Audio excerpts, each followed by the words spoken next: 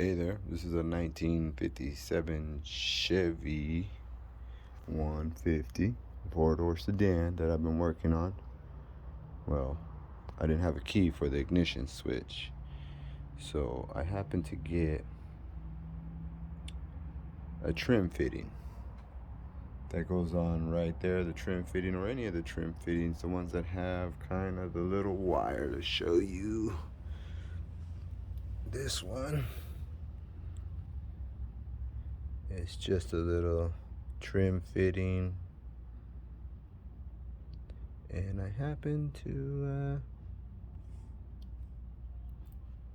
use this wire and this, just a trim fitting. So I basically,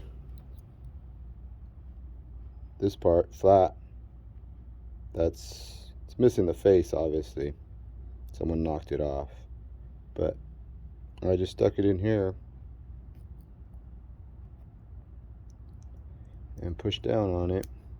Here it just clicked down, so when it happened to move to the lock position, I found something that was straight so that it would hold it on the top, which is kind of this thick wire right here. Right, and it happened to, I didn't have a key, and then I found another paper clip, and it happened to come out, which has some numbers on the side. I don't know if I could take it to a locksmith and maybe have him cut them, or somebody out there could cut it for me.